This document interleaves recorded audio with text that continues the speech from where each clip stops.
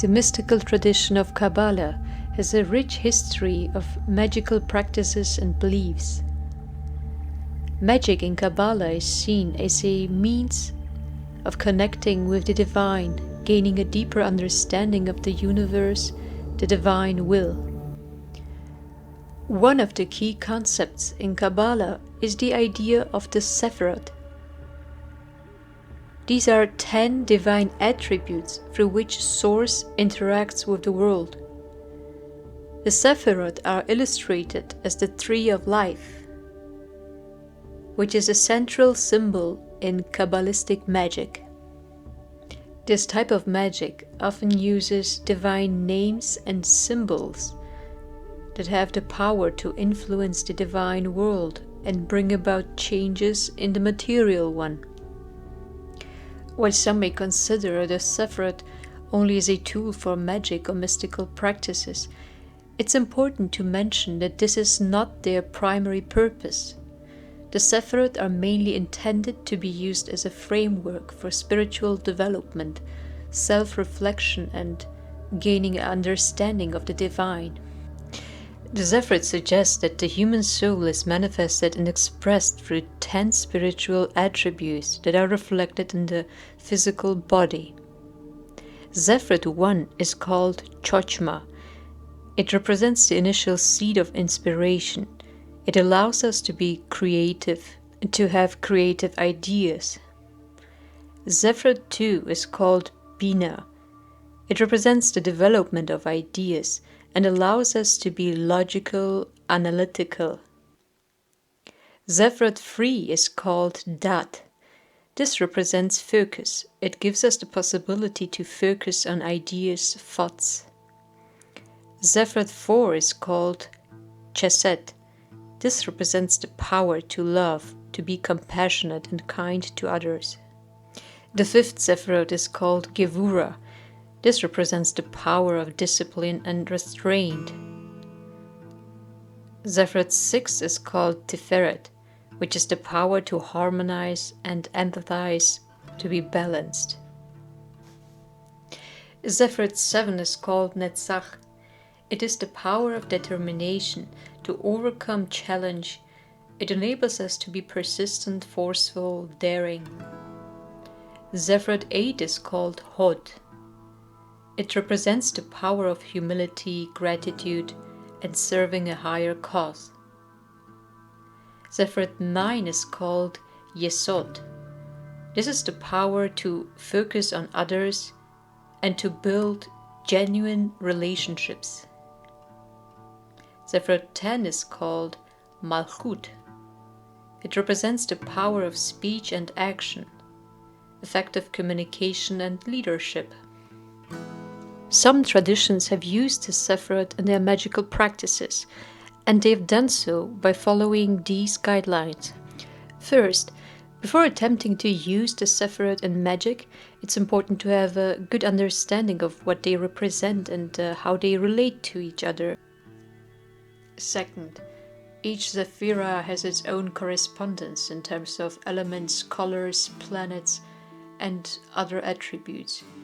These correspondences can be used in meditations, magical rituals, either to align oneself with a specific sephirah or to invoke a certain kind of energy.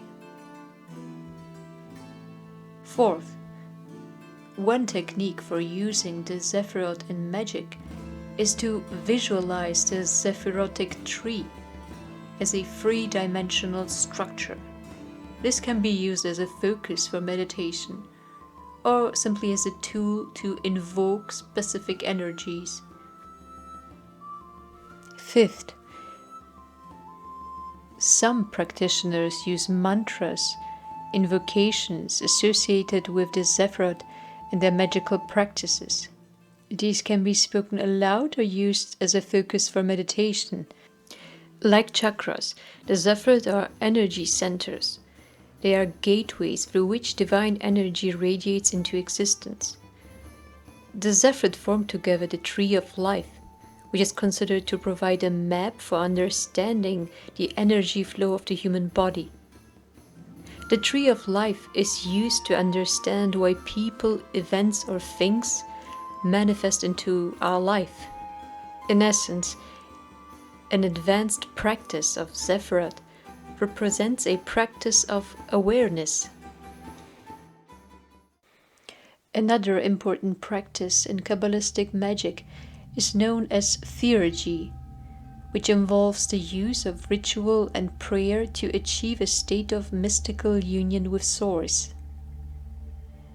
Theurgy is often seen as a means of achieving enlightenment, spiritual transformation. It is practiced through a variety of methods, including prayer, meditation, recitation of divine formulas and names. Before practicing Theurgy, a practitioner needs to purify the mind. This can be done through fasting, meditation, or other practices that help to clear the mind. The next step is to have a focused intention. The practice typically involves working with divine beings, spirit guides, or angels. What's important is to resonate with the being or to feel drawn to work with them.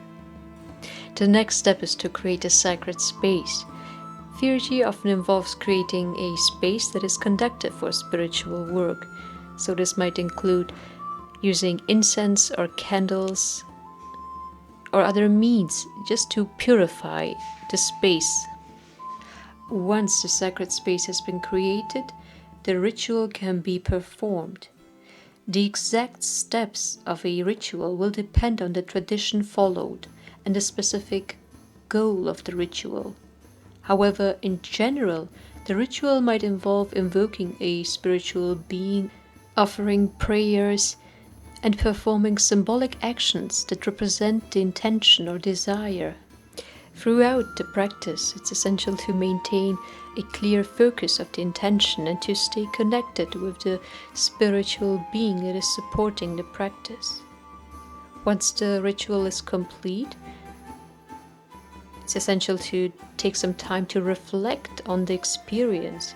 This might also include writing, journaling, or meditating, anything that can help to process the experience. Theurgy can be a complex and advanced spiritual practice, and it's essential to approach it with humility, respect, and a deep commitment for spiritual transformation and growth.